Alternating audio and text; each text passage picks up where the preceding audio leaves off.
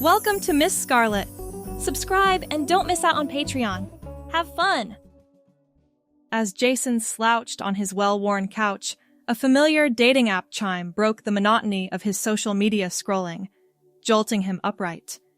His disheveled hair, a contrast to his otherwise crisp appearance, fell over his eyes as he examined the unexpected name flashing on the screen. Aaron Stanley. The Aaron from work, a man whose natural charm and innate style sense elevated even casual attire to cover-page worthiness. Cubicle 4B away, but laughter transcended these physical barriers, echoing across the office. A burning sensation rose in his chest as Match glared at him. Could this be real? They'd exchanged friendly banter, but flirtation had never danced between them. The prospect of dating as Rocco felt hollow, a half-truth he couldn't maintain. His thumb hovered over the message button. Better to ignore it. Pretend it never happened. They could continue their professional relationship without awkwardness. Then the message arrived. Rocco, small world. Hope this isn't weird. I've noticed you at work, but never knew how to start a conversation. Your profile mentioned you're into vintage movies. There's a classic film festival downtown next weekend. He stared at the phone, fingers frozen. Brandon's profile explicitly stated he was open to dating transgender women. That detail had caught his attention when setting up his own limited profile months ago. Another message appeared. Full disclosure, I've dated across the spectrum, just looking for genuine connection. No pressure either way. The words blurred as tears welled in his eyes. For years, he'd kept his true self locked away at work. Colleagues knew him as Rocco, the quiet IT specialist who wore the same rotation of button-downs and slacks. Nobody knew about the secret wardrobe behind the false wall in his closet. Nobody knew about Kora. With trembling fingers, he typed a response. This is unexpected. Since we're being honest, there's something you should know. At work, I present as Rocco, but in my personal life, I identify as Kora. Very few people know this. The message sent before he could reconsider. 3 dots appeared, disappeared, appeared again. Thank you for trusting me with that. Would you prefer I call you Kora? And would you be more comfortable meeting as Kora? The tension in his shoulders released slightly. He typed back, yes to both. They arranged to meet at a small cafe downtown, far from their workplace. For the next 3 days, he cycled through emotions, excitement, terror, hope, dread. By Saturday morning, the butterflies in his stomach had transformed into frantic birds. Standing before the mirror, he surveyed his reflection. The lavender sundress hung perfectly on his frame, highlighting the curves he'd worked to create through strategic padding. The white cardigan softened his shoulders, while brown hair, grown just past his ears, framed his face with subtle waves. Ballet flats completed the outfit, practical yet feminine. His hands trembled as he applied a light touch of makeup. Nothing too dramatic, just enough to enhance his features. The person staring back looked more authentic than the mask he wore 5 days a week. You are Kora, he whispered to his reflection. You've always been Kora. The taxi dropped her off a block from the cafe, giving her time to collect herself. Each step in her ballet flats felt like walking on uncertain ground. What if Brandon didn't show? What if he took one look at her and walked away? What if someone from work saw them? The cafe appeared through the trees, a cozy stone building with outdoor seating. Brandon sat at a corner table, wearing dark jeans and a blue button-down that matched his eyes. Her heart hammered against her ribs as she approached. Brandon glanced up, recognition dawning in his eyes. He stood immediately, a genuine smile spreading across his face. Kora, he said, her name sounding natural on his lips. You look beautiful. She smoothed her lavender sundress, feeling heat rise to her cheeks. Thank you for meeting me. I wasn't sure if I'd show up? Brandon pulled out her chair. Wild horses couldn't have kept me away. That cardigan looks perfect with your dress, by the way. The conversation flowed more easily than she had anticipated. Brandon asked thoughtful questions about her journey, never prying too deeply, but showing genuine interest. He shared stories about coming out as bisexual to his conservative family, the allies he'd found in unexpected places. I've always felt drawn to you at work, Brandon admitted over their second round of coffee. Something about your quiet intelligence, but you seemed so contained. Now I understand why. Kora traced the rim of her cup. I've spent years compartmentalizing my life. Rocco pays the bills. Kora is who I am when I can breathe. And who are you now? Brandon asked softly.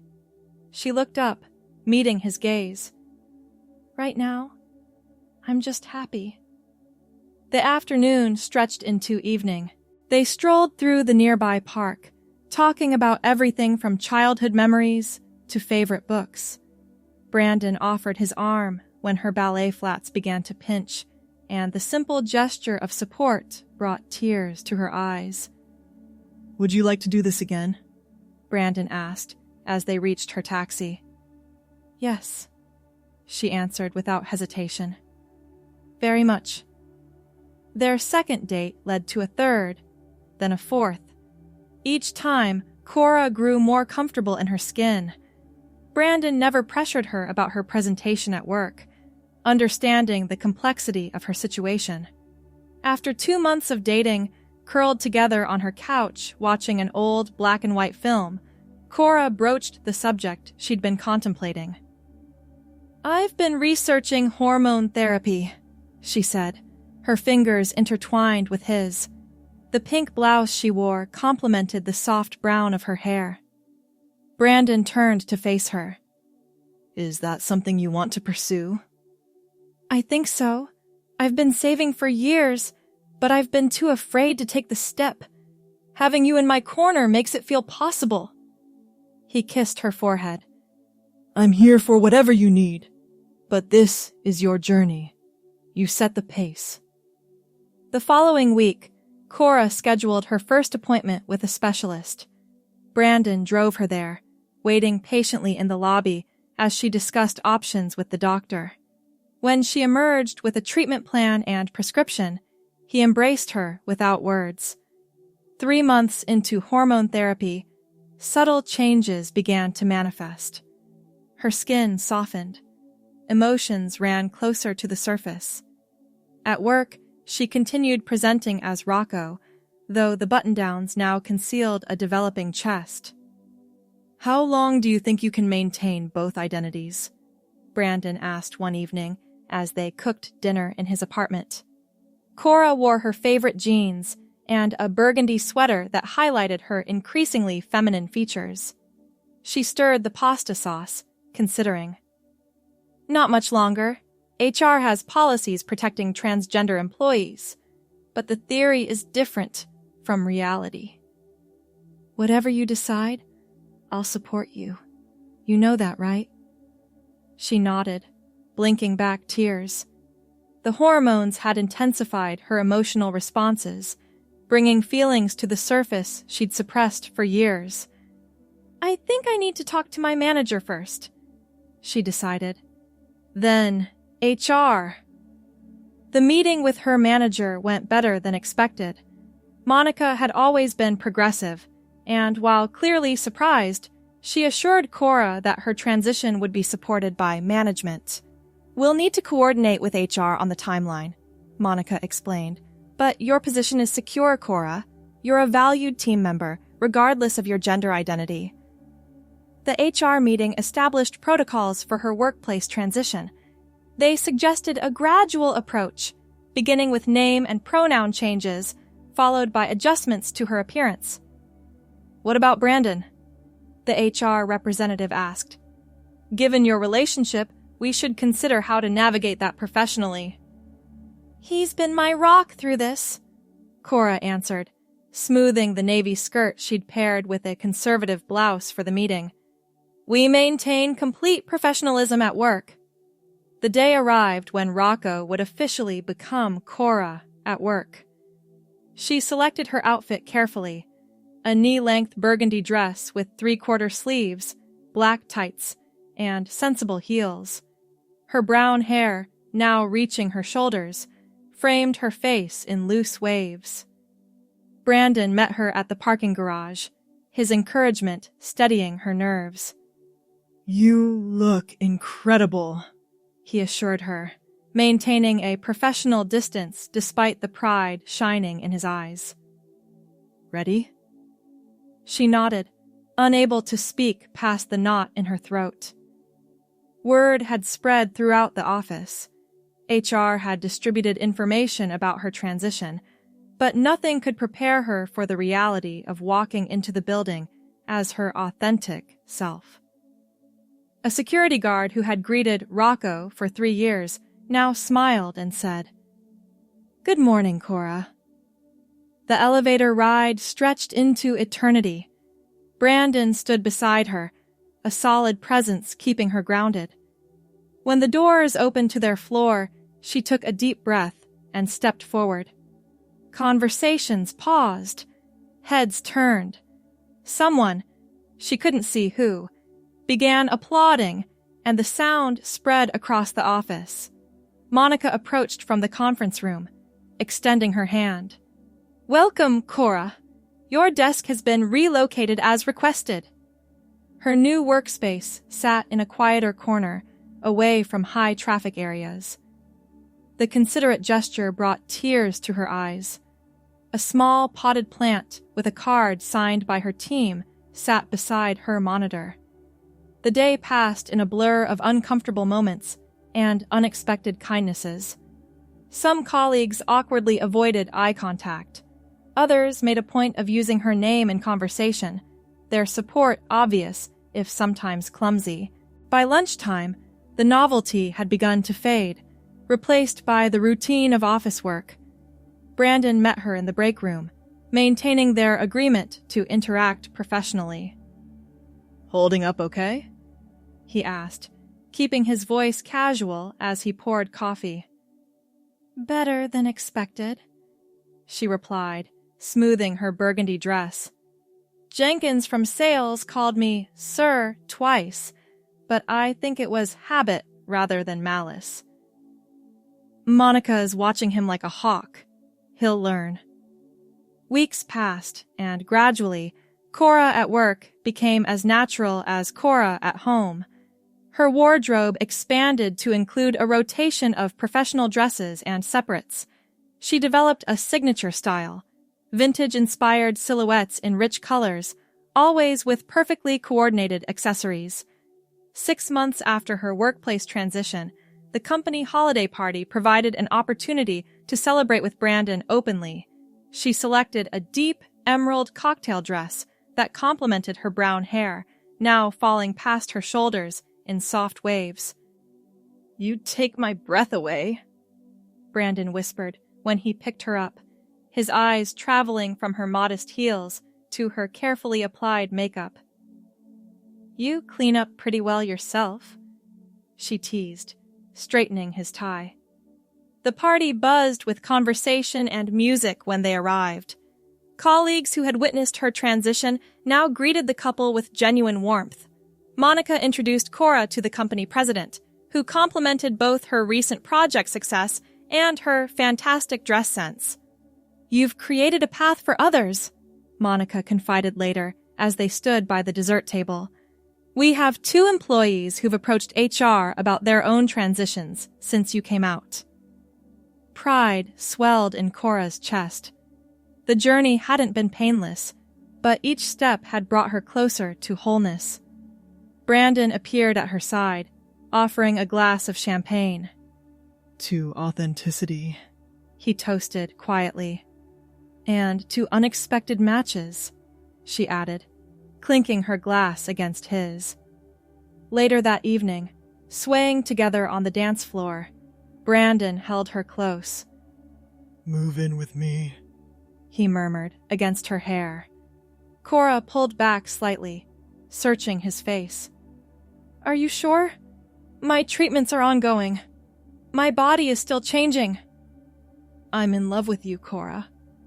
All of you. The person you were, the person you are, the person you're becoming.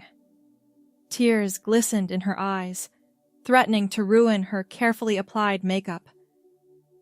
I love you too. The following spring found them sharing a spacious apartment closer to downtown. Kora's vintage-inspired wardrobe occupied most of the closet space, her collection of dresses hanging in neat rows, organized by color. Her brown hair now reached the middle of her back, often styled in loose waves that framed her increasingly feminine features. Brandon's promotion to senior financial analyst coincided with Kora's advancement to IT project manager. Their professional boundaries remained intact at work, though everyone knew they were a couple. They had become something of an office success story, the unexpected match that blossomed into a solid partnership. On their one-year anniversary, Brandon surprised her with tickets to the same classic film festival where they might have had their first date. Full circle?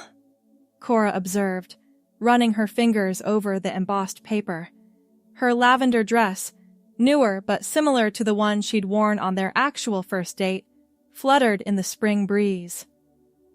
Not quite, Brandon replied, dropping to one knee on their balcony. Circles end where they begin. I'm hoping we're more of a spiral, continuing to grow together. The ring he offered gleamed in the sunset light, a vintage-inspired design with delicate filigree that perfectly matched her aesthetic. Kora pressed her hands to her mouth, tears spilling freely. Kora Elizabeth Parker, will you marry me? Yes, she whispered, then louder. Yes! The ring slipped perfectly onto her finger. Brandon stood, gathering her in his arms, careful not to crush her lavender dress. You knew my size, she marveled, admiring how the ring caught the light. I pay attention, he replied, kissing her softly, to everything about you. Planning a wedding brought unexpected challenges.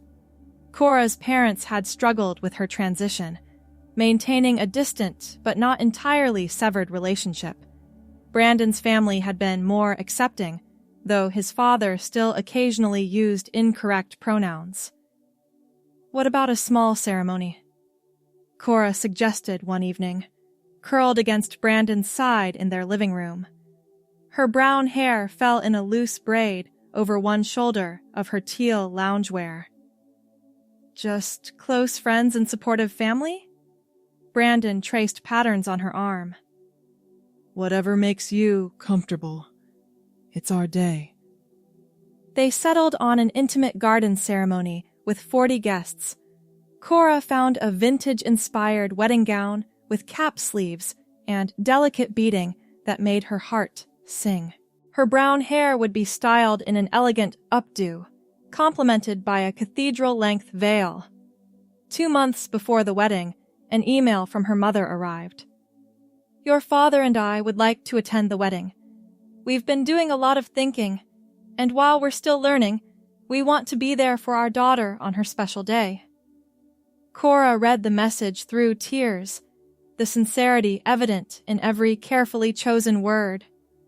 Brandon held her as she sobbed, emotions cascading through her. They called me their daughter, she managed between tears. The reunion with her parents came gradually. A dinner, a weekend visit.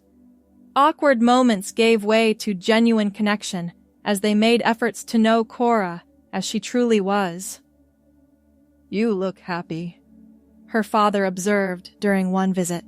His gruff voice softened with emotion. "I am happy, Dad. Happier than I ever thought possible." Her mother, once silent on the topic of Kora's transition, now asked thoughtful questions about her hormone therapy and wedding plans. She requested pictures of the dress, offering to help with alterations if needed.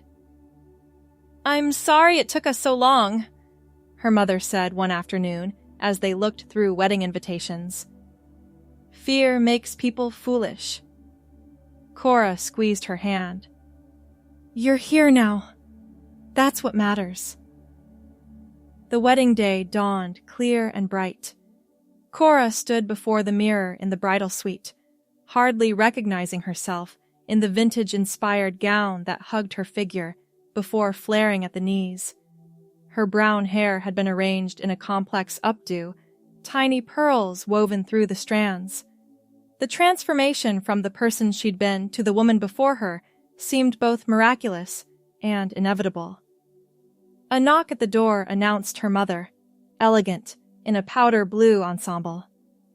"Oh, Kora," she breathed, pressing a hand to her heart. "You're stunning." "Do you think Brandon will think so?" Her mother smiled, crossing the room to adjust a strand of Kora's brown hair.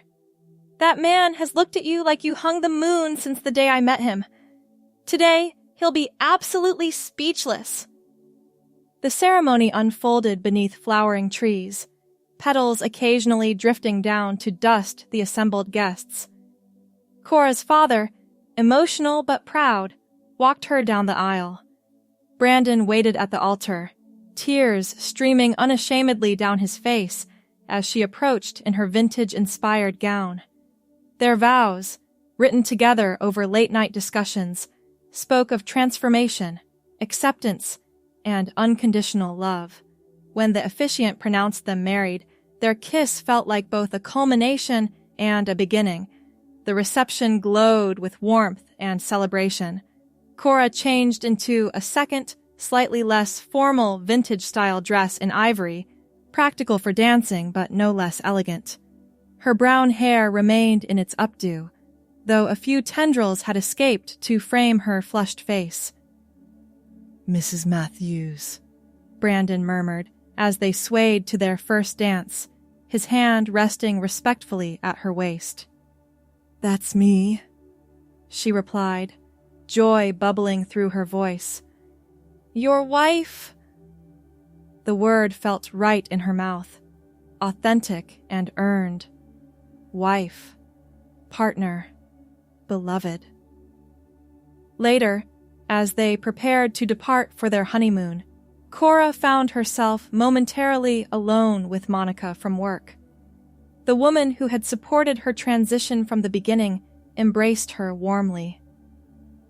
"I knew that first day, when you walked in wearing that burgundy dress, that you were going to be fine," Monica confided. "You had such courage." Kora shook her head, brown hair catching the light. "Not courage, necessity. Being myself wasn't brave. It was essential." Brandon appeared at her side, hand automatically finding hers. "Car's ready when you are, love." As they drove away from the reception, rice and flower petals clinging to their clothes, Kora watched the gathering recede in the mirror. Family, friends, colleagues, people who knew her story and celebrated her truth. "Penny for your thoughts?" Brandon asked, his thumb rubbing circles on her hand. "I was just thinking about that dating app match. How different my life would be if you hadn't messaged me." Brandon lifted her hand to his lips. "I almost didn't. Thought it might be awkward, us working together." "What changed your mind?" "Something in your profile picture. Not your appearance, though you were handsome even then. There was a sadness in your eyes that I recognized. I thought maybe we could be lonely together." Kora turned to study his profile. This man who had seen past appearances to the woman beneath. And now? His smile was answer enough, but he spoke anyway. Now we're happy together. And that's a much better alternative. The road ahead stretched before them, illuminated by starlight. Kora settled back in her seat, the vintage-inspired ivory dress rustling softly. Her brown hair remained partially pinned up, though she'd removed the veil before leaving the reception. Whatever challenges awaited, she would face them as her authentic self, with the man who had helped her find the courage to live openly. The dating app match that had seemed so potentially awkward had become the foundation of her most honest relationship, with Brandon and with herself. "I love you," she whispered. "I love you too, Kora Matthews," he replied. "Always have, always will." And in that moment, driving toward their future together, Kora knew that the journey of becoming herself, though ongoing, had led her exactly where she was meant to be. Thanks for watching, my girlies! Be sure to check out Patreon for more!